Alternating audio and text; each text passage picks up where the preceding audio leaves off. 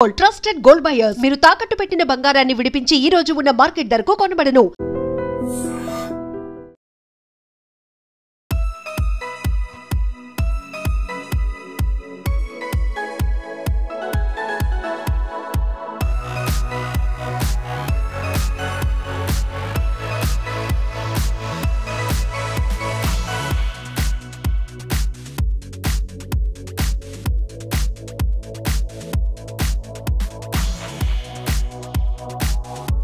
మోంతా తుఫాను దాటికి ఏపీలో పలు జిల్లాలు వణికిపోతున్నాయి. ప్రజలు విలవిలలాడిపోతున్నారు. భారీ ఎత్తున అత్యంత భారీ స్థాయిలో నమోదవుతున్న వర్షపాతం వల్ల ఇప్పటికే అనేక ప్రాంతాలు జలమయమయ్యాయి. జనజీవనం పూర్తిగా స్తంభించినటువంటి పరిస్థితి. మోంతా తుఫాను తీవ్ర తుఫానుగా తీరం దాటనున్న నేపథ్యంలో మరికొన్ని గంటల్లో ఈ ప్రభావం మరింత ఎక్కువగా ఉండబోతోంది. ఎక్కడైతే తీరం దాటబోతుందో పరిసర జిల్లాల్లో మాత్రం భారీ ఎత్తున ఎఫెక్ట్ ఉంటుంది. కాబట్టి ఇప్పటికే వాతావరణ శాఖ గత 4 రోజులుగా అలర్ట్ చేస్తోంది. రాష్ట్ర ప్రజలు అప్రమత్తంగా ఉండాలని సూచిస్తోంది. ఎందుకంటే ప్రాణ నష్టం, భారీ ఎత్తున ఆస్తి నష్టం జరగకూడదు అనే ఉద్దేశంతో ముందస్తుగానే తుఫాను ప్రభావిత పరిస్థితులను సమర్థవంతంగా ఎదుర్కొనేలా అన్ని ఏర్పాట్లు కూడా భారీ ఎత్తున చేయడంతో పాటు ప్రతి జిల్లాలో కూడా ముఖ్యంగా రెడ్ అలర్ట్లో ఉన్నటువంటి జిల్లాలో సీనియర్ ఐఏఎస్ అధికారులను మానిటరింగ్ చేస్తూ అక్కడ స్పెషల్ ఆఫీసర్స్గా నియమించడం కూడా జరిగింది. ప్రజెంట్ అయితే విశాఖలో వాతావరణ పరిస్థితి మనం చూస్తే నిన్నటి నుంచి ఎడతెరిపి లేకుండా కురుస్తున్న భారీ వర్షాలకు భారీ చెట్లు సైతం నేల కొరుగుతున్నాయి. రహదారులు పూర్తిగా మూసుకుపోతున్న పరిస్థితి. ప్రజల రాకపోకలకు తీవ్ర అంతరాయం ఏర్పడుతుంది. ఇప్పటికే అనేక ప్రాంతాల్లో మనం ప్రజెంట్ అయితే చూస్తున్నాం. కురుపాం జంక్షన్, పెదవాల్తేరు డిపో దగ్గర ఉన్నటువంటి జంక్షన్లో ఒక అపార్ట్మెంట్ లోపల నుంచి ఉన్నటువంటి భారీ చెట్టు నేల కొరిగిపోయింది. అమాంతంగా వేప చెట్టు ఇక్కడ మనం చూస్తున్నాం. పూర్తిగా ఈ రోడ్ అంతా బ్లాక్ అయిపోయింది. ఎందుకంటే ఇలాంటి పరిస్థితి అనేక ప్రాంతాల్లో కూడా కనబడుతోంది. గాజువాక లాంటి పరిసర ప్రాంతాల్లో, అలానే లోతట్టు ప్రాంతాల్లో, 1 టౌన్ ఏరియా కావచ్చు, ఇలాంటి కొన్ని చిన్నపాటి వర్షానికి కూడా ఇబ్బంది పడేటటువంటి పరిస్థితులు ఉన్న ప్రాంతాలు ఇప్పుడు నేట మునిగినటువంటి పరిస్థితి. ప్రజలు బయట అడుగు పెట్టలేనటువంటి పరిస్థితి. గత 2 రోజులుగా మోంతా తుఫాను ప్రభావం వల్ల కురుస్తున్నటువంటి వర్షాల వల్ల పూర్తిగా ఇంటి చుట్టూ నీరు జల దిగ్బంధంలో చిక్కుకున్నటువంటి ప్రజలు రాకపోకలు తీవ్ర అంతరాయం ఏర్పడుతోంది.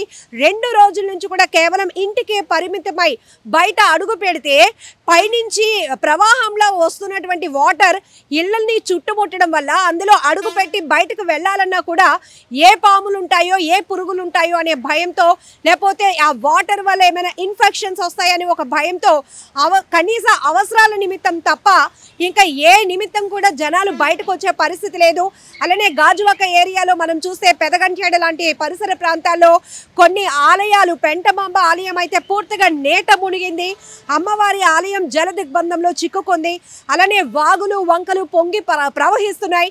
నదీ పరివాహక ప్రాంతాల్లో ఉన్న ప్రజలు చాలా అప్రమత్తంగా ఉండాలి. బయటకు రాకూడదు.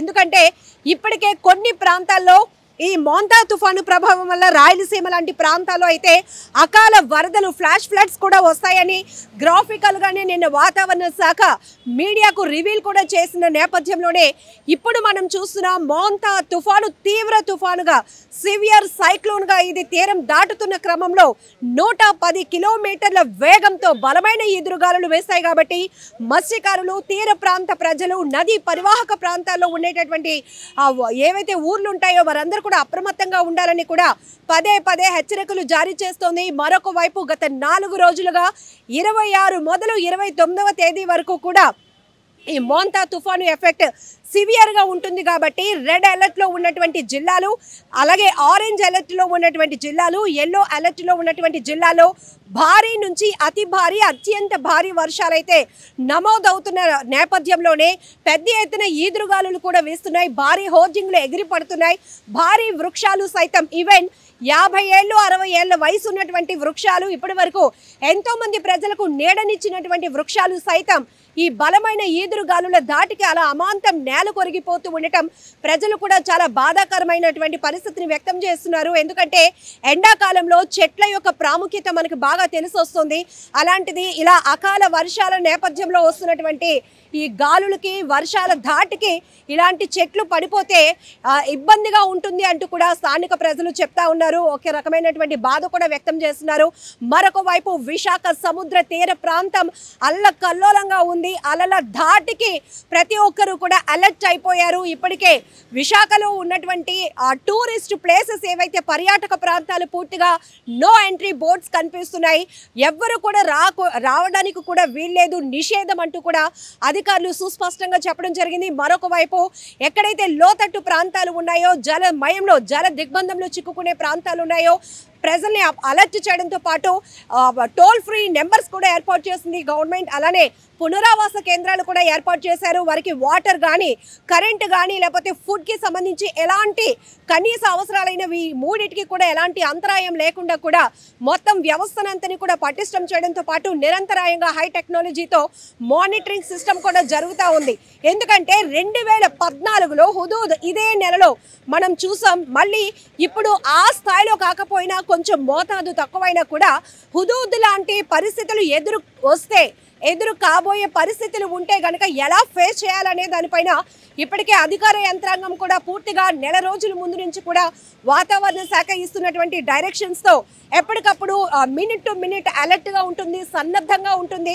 అధికారులను మానిటరింగ్ చేస్తున్నారు. ఏవైతే రెడ్ అలర్ట్లో ఉన్నటువంటి ప్రాంతాలను డివిజన్ వైజ్గా కూడా మానిటరింగ్ జరుపుతున్నటువంటి పరిస్థితులు కూడా ఉన్నాయి. ఏది ఏమైనా మరికొన్ని గంటల్లో తీరం దాటబోతున్న మోంతా తుఫాన్ ఇంకా ఎంత భయానకమైన పరిస్థితులను చవి చూపిస్తుందా అనేటటువంటి ఒక భయం ప్రతి ఒక్కరిలో వెంటాడుతోంది.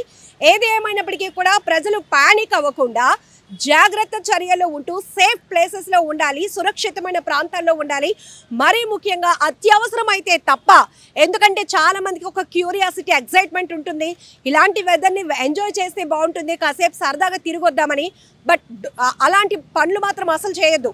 రోడ్డుపైకి వస్తే ఎలాంటి పరిస్థితులు ఉన్నాయంటే ఈవెన్ భారీ వృక్షాలు పడ్డమే కాదు, హోర్డింగ్లు ఎగిరి పడ్డమే కాదు, అలల ఉధృతి పెరగటమే కాదు, ఈవెన్ పెద్ద పెద్ద చెట్ల మీద ఉన్నటువంటి కొండ చెలువలు, నాగుపాములు, కొండవాలు ప్రాంతాలు కూడా పూర్తిగా బండరాళ్ళు దొర్లుకుంటూ రావటం వల్ల రాకపోకలకు తీవ్ర అంతరాయం ఏర్పడుతోంది. యారాడ బీచ్లో కూడా కొండవాలు ప్రాంతం పూర్తిగా అది జారుకుంటూ నేలపైకి రావడంతో, రోడ్లపైకి రావడంతో అటుగా వెళ్లే వాహనాలు కూడా తీవ్ర అంతరాయం ఏర్పడింది. పూర్తిగా విశాఖలో కొన్ని ప్రాంతాలు అయితే పూర్తిగా మోంతా తుఫాను ఎఫెక్ట్ దాటికి మాత్రం ప్రజలు విలవిలలాడుతున్న పరిస్థితులు కనపడుతున్నాయి. నిజంగా ప్రస్తుతం ఉన్నటువంటి సమాజం దేనికి ప్రయారిటీ ఇస్తుంది? ఆర్థిక సంబంధాల చుట్టూ మాత్రమే తిరుగుతుంది. మళ్ళీ ఎన్నికలంగానే చాలా విరక్తి కలుగుతున్నాం. మంచి అనిపిస్తుంది కదా, లేడీస్ కూడా ఛాలెంజింగ్ జాబ్స్ చేసినప్పుడు చాలా బాగుంటది. ట్రాఫిక్ అసిస్టెంట్స్ గా నియమించిన ట్రాన్స్జెండర్స్ అందరితో సాల్యూట్ చేయించుకుంటున్నారు. ఫుడ్ డెలివరీ ఇవ్వటానికి వెళ్ళినటువంటి డెలివరీ బాయ్ అనిల్ పై